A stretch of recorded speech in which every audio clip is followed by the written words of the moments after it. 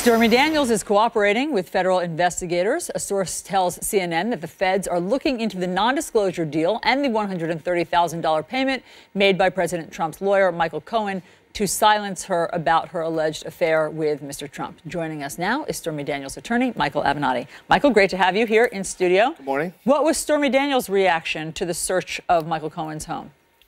Well, I think with each step in connection with this process, she feels more and more vindicated. We think that it's pretty obvious that the American people are coming to the conclusion that this was not some publicity stunt. This wasn't some money grab. She did this for the right reasons, namely to get the truth out. And I think that Monday's raid is further evidence of that. But how? How does the raid of Michael Cohen's office and home affect your case or change your case? Well, there's no question that that raid resulted in significant part from the filing of our case and what we've done in connection with this case over the last 5 weeks. And they would not be raiding Michael Cohen's offices, a practicing attorney. It's a very high bar to be able to go do that. They would not be able to get those warrants and execute on those warrants without substantial evidence of wrongdoing. And we have every reason to believe that that wrongdoing stems directly from this $130,000 payment and the NDA. And what is that evidence that they based it on? Well, again, I'm not at liberty to talk about the evidence. We're cooperating with investigators. Have you turned over evidence to them? I'm not going to answer that question. We've been in contact with them. We are cooperating fully with attorneys from the Southern District of New York. These attorneys that are on this case, this is what I'll say. These are some of the best and brightest U.S. attorneys in the entire nation. They are being aggressive. They are being diligent. There's no question in my mind, based on the track record of that office, they're going to get to the bottom of this. Has Stormy Daniels spoken to those investigators? I'm not at liberty to answer that. Why not? I mean, what's secret about that? Well, because we want to be respectful of the process. This is a very, very serious matter.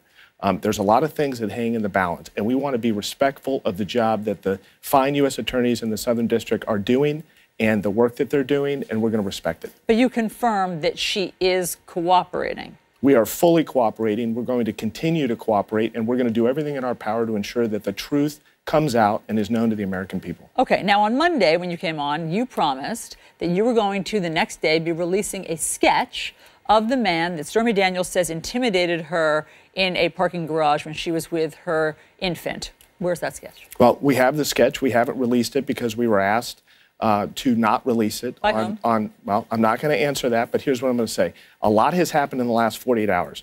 We may not end up having to release that sketch. That's what I'll say. I don't understand that.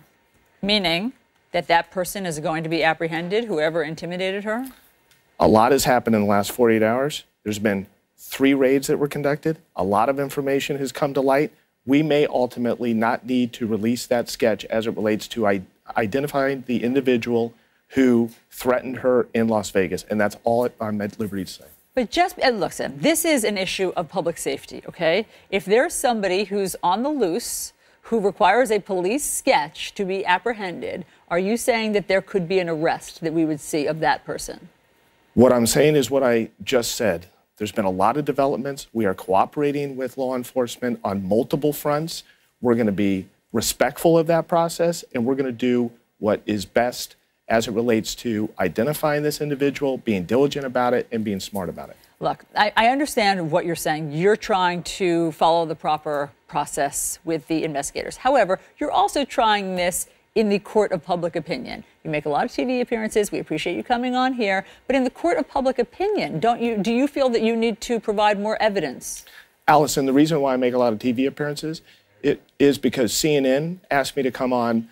Wait a minute, multiple shows every day. MSNBC does the same thing. The other major networks. If you guys are tired of having me on TV, then stop asking me to come on TV. All we're looking for is what the evidence is, because you promised some. And we have released evidence. And you know what? There were a lot of people 4 or 5 weeks ago that thought that this was a nonsense case, it was a publicity stunt, etc. Well, guess what?